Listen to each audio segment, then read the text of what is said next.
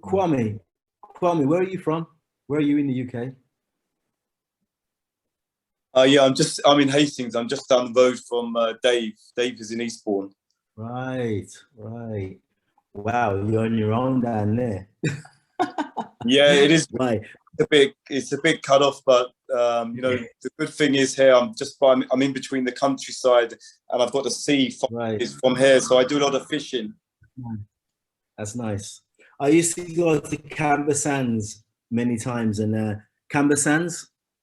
Yeah, it's just down the road about 10, 12 miles. Yeah, yeah. There's not many brothers down there at all, man. There's not many brothers No, down there. no. I'm in agreement there, but the ones who are here, I'm in touch with. That's good. That's very good. We're a tight community here.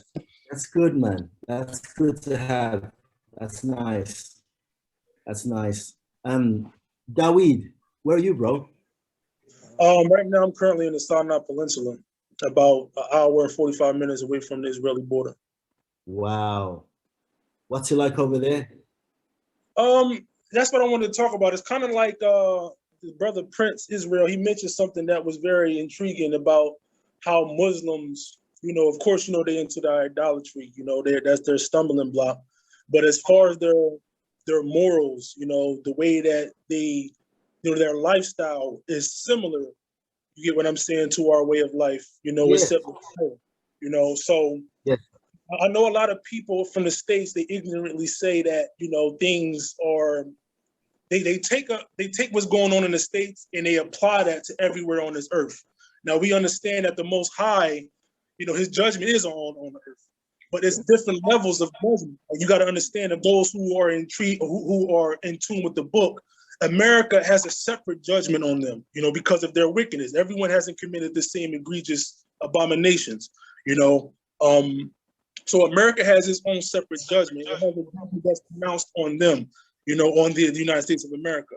So, but what people seem to get in, they get confused is they take that judgment on America and they try to apply that to all over the world. And that couldn't be any more farther from the truth. Now here, like I said, as far as like the vaccinations, that's not going on here. Just other things like the enforcing of homosexuality and things like that on the children, that's not going on here. Certain things that's not going on here that's going on in the States and other different parts of the world. So my job is yes, there's levels to it. So I'm trying to, since I have a voice out here to the people in the States, I'm trying to let them know that there's certain things that goes on there that doesn't go on here, now that's that. So like I said, as far as here, it's peaceful here. Like I said, as far as kind of cut off from the outside world, because this place is very isolated. What I'm saying? There's not too much going on here. This place is really ran by the Bedouins. The Bedouins, they're more of a traditional, way of lifestyle, lifestyle living. So, like I said, it's pretty peaceful here. It's pretty much sum it up. Now you said you were in Turkey. How's the how's it going on there in Turkey? I'm afraid to tell you guys, there is no social distancing. There is no curfew. It is normal life here. One thing they have got is a few masks that they have, a few masks and a few shops that insist on masks. But if I walk in, when I walk in without a mask, they're very frightened because I don't really wear one very often, but I do put some on just to keep the peace, okay? Yeah.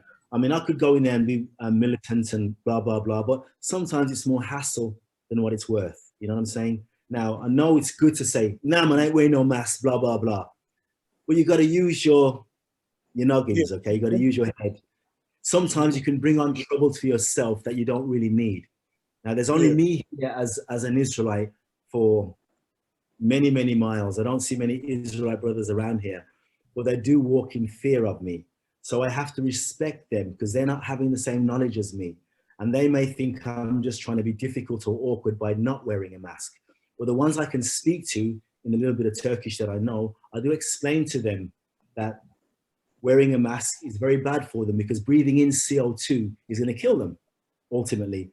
You, Brother Prince, you should know that as a personal trainer. I don't know if your other brothers know that, but as a personal trainer, he should know breathing in CO2 will kill you eventually. You should not be breathing in that poison. You breathe it out for a reason. And so when I get a chance, I do tell people that in the broken Turkish that I have, and they listen. And Brother Dawid, you're right.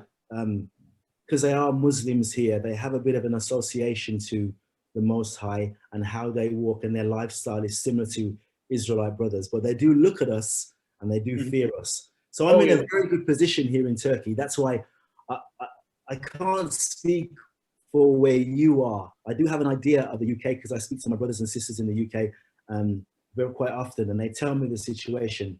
And my daughter runs my company in the UK as well, so I have an idea of the climate there. And obviously Heny tells me as well. But right here where I am, it's quite normal and it's beautiful. And when I tell them how things are in the UK and the US, they're shocked. They're shocked. But I'm afraid to say as well that the Turkish government, they are in fear because they love the people.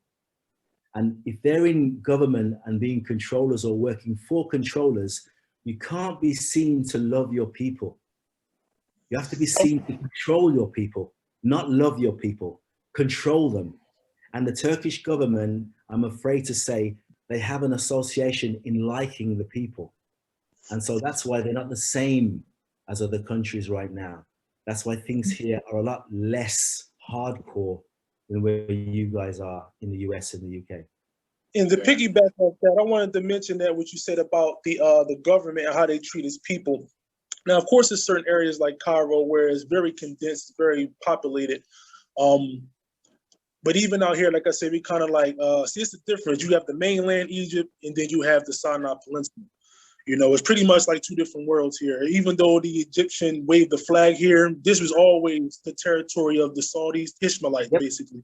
They speak every day. They speak every day. This is the territory of the Ishmaelites. You remember in the book, Ishmaelites, Ishmael's territory was from Havilah, which is the Saudi Peninsula, all the way up to Shore, which is right before you get to the mainland.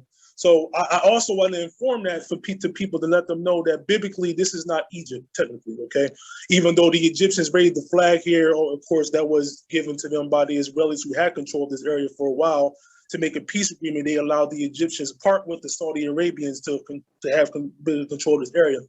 But to mention what you said about the government knows that as far as like being forcefully vaccinated, the government knows that the people are never going to adhere to that. And these people, when things get out of line, when they erupt, they can erupt. And that affects the business. That affects businesses here. That affects money flow that comes into Egypt. You know, so to me, basically sitting here, I can never see, you know, just for the sake of them wanting to have a good control on the economy here and keep the economy going, these riots take a big hit to the economy. So they know that if they try to force these vaccinations on these people, especially the Bedouins, it'll you know, all HELL will break loose. You get what I'm saying? So that's what I'm saying. It's different. The Most High, I know, is going to judge these people differently. You know what I'm saying? That he's going to judge places like the United States and things like that. So I just want people to get the understanding that unless you actually traveled and been to other different places of the world, you won't be able to really see it from the United States. You know, but there's different levels of judgment going on all over the world. But one thing we do know is there is judgment. There's just different levels of it.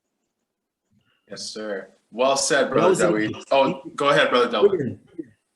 Oh, I've been to Egypt, and Egypt as a country is it's densely populated. It's densely populated with a lot of free area.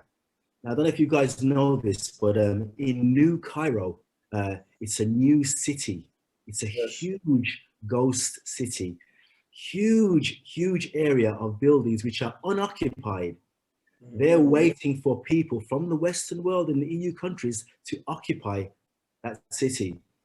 What I'm saying is UK, US, people have to maybe start thinking about leaving the US and the UK, getting to a Muslim country, maybe because the laws here and other Muslim countries are not as they are where you are. All of Europe now and UK, you're all doing the same stuff It's different here in Turkey. It's different in Egypt. It's different. In Canada is similar to the UK and the US. Not as stringent maybe, but it's going to catch up, you know. But outside of those countries, in a Muslim country, it ain't the same. You know, that's why I can find strength in my words that I'm telling you. But I do, where you are, Kwame, in Hastings, they're scared of you down there, and you know it. You can walk strong and free down there. But in London, the brothers and sisters are killing themselves, the Israelites. They're killing themselves in London. In Manchester, the brothers and sisters there, they're lost. They're all caught up in the idolatry. Same in Birmingham. It's all lost. It's all over the place. And unfortunately, that's going to be their downfall. But at some point, there may be some voices in those areas that's going to speak up. The Most High will pick the 1 or 2 Israelites in those areas. But in Egypt and in Turkey, which are Muslim countries, it's different here. It's so different. And that's why I want Henry to come out at some point and get his residency here, because I'm a resident here and I just renewed my residency. And any of you guys can come here and get residency. But if you get residency here, it's very, very, it's deceiving because it's great here. It's great. It's not like the UK, you know, or America. It's not like it. And I hear the stories in the UK and I think, whoa, man, I wouldn't want to be there. No, sir. But here, it's a lot more for the people. It's a lot freer. And they survive off the land. When I go to the bazaar on a Saturday or a Friday or a Monday, the people there, they live for the natural growth of food. And if, as I don't know who was saying it before, but Brother Dawid, you can't mess with the economy here in Antalya because the people are surviving off the ground. Yeah. And no one here, they're not using no cards here. It's all cash. It's all money, man. No card business. They can never take away currency. They can't do it because it'll be the end of this country. But the ones in charge know this. That's why you're never going to hear about lifestyle here in Turkey, in the UK. They don't want you guys to come here from the US. They don't want you to come here to find out how it is here, because the life is different here. You're never going to get a cashless society here. No chance. And the people run things. They have to implement a few things what the other countries are doing, but only for a short while. They can't keep it for long. It's a different setup here. That's why when we're talking like this in different parts of the world, it gives strength to our brothers and sisters where you are. Because where you are in the UK, it may be deemed as the whole world is like that. And it's not. Yeah. Where you are in the US, it may be deemed as the whole world is like that, but it's not. It's not. They'd like to brainwash people into thinking it is, but it ain't. It ain't. But if we get united and get together and tell them that it's not, hopefully that will spread and put an end to this madness that's going on. But that's what the Most High is waiting for. He wants us to speak, let our brothers and sisters know what's going on around the world, and that we can fight back by using the word, by using him. That's what he wants. I'm sure of it. Indeed, indeed. Brothers? Yes, go ahead, Brother Lee. I actually had a question for you, but. Okay, give me 1 second. Now, listen up, brothers. No problem. Certainly, we know that these curses, we cannot outrun them. Nope. So no matter where we go, we may think that it's better one place than it is another. I think what Brother Delvin is experiencing is the fact that he has turned to the Most High's law, statutes, judgments, and precepts. And by virtue of that, the Most High has caused him to be at peace and has caused his enemies to be at peace with him as well. I am here in America, and I'm aware of all the foul things that's around me. But because I walk in the Most High's law, statutes, judgments, and precepts, I'm at peace within my house. I'm at peace within my own mind. I'm not at peace when I'm out here in the street in the midst of my enemies.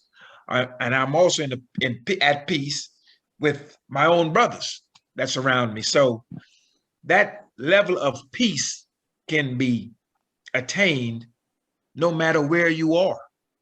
All you have to do is to turn back from wickedness onto righteousness.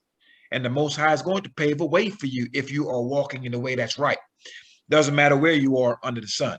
Now, our topic is laying out the curses, and for our people who may be listening to this, to be able to see directly how this correlates to what they are going through, have gone through, and potentially will be going through in the future.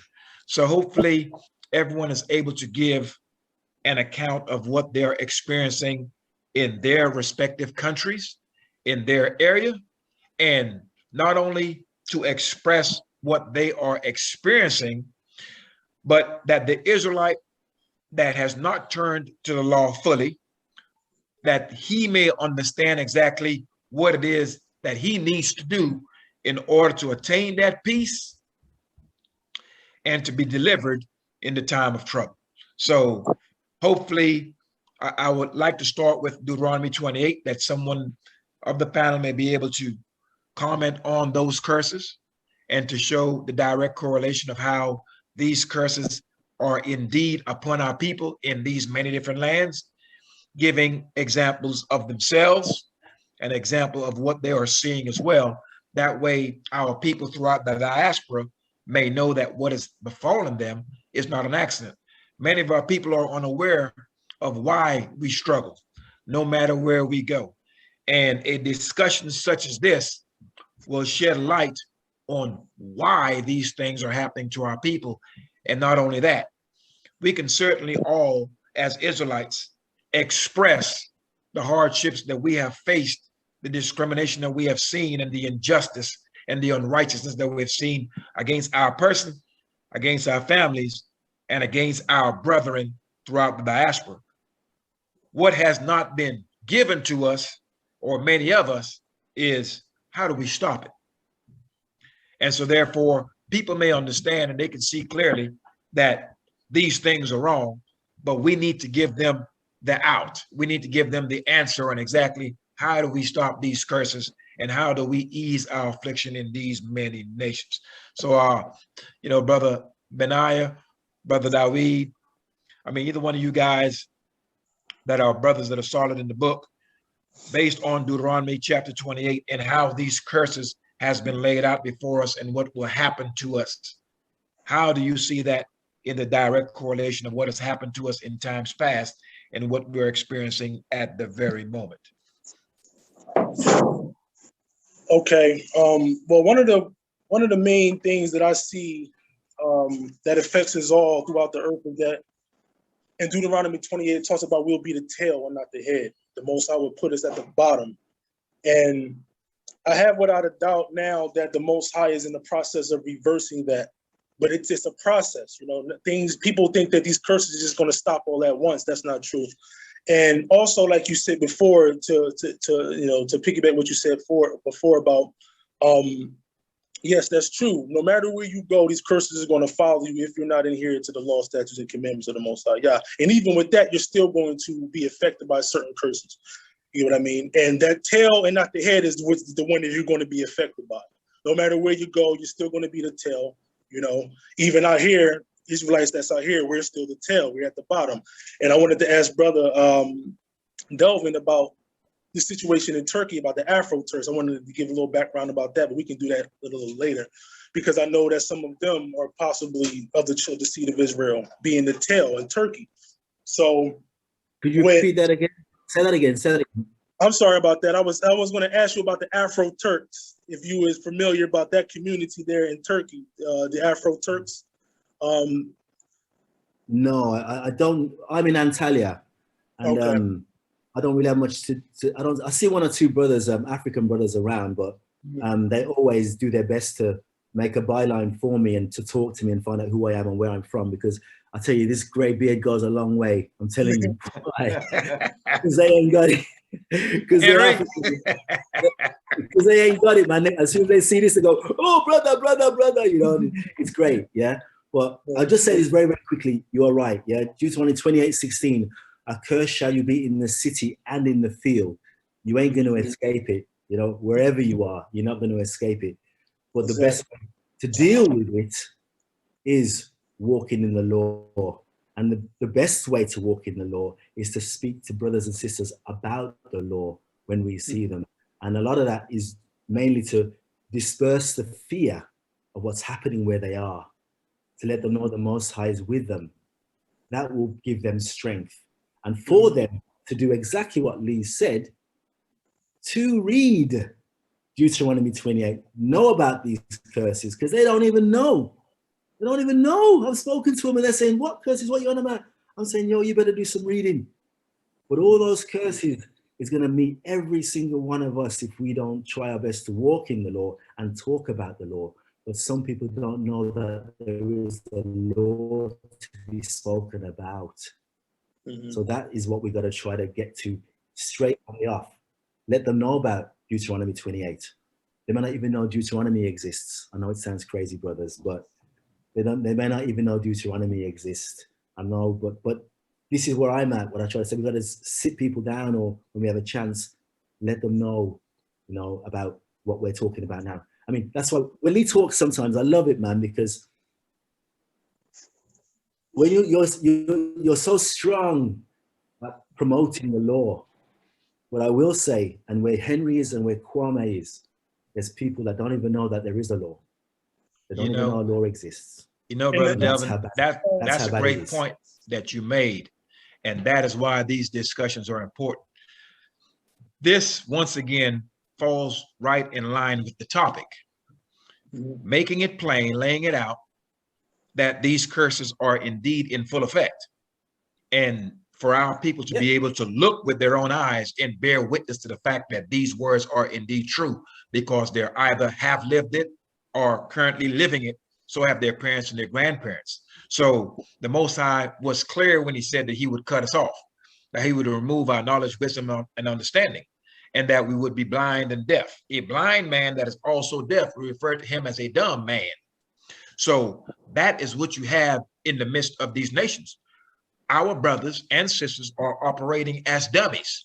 They are dumb within these nations. They are unaware of who they are. They're unaware of exactly what their purpose is.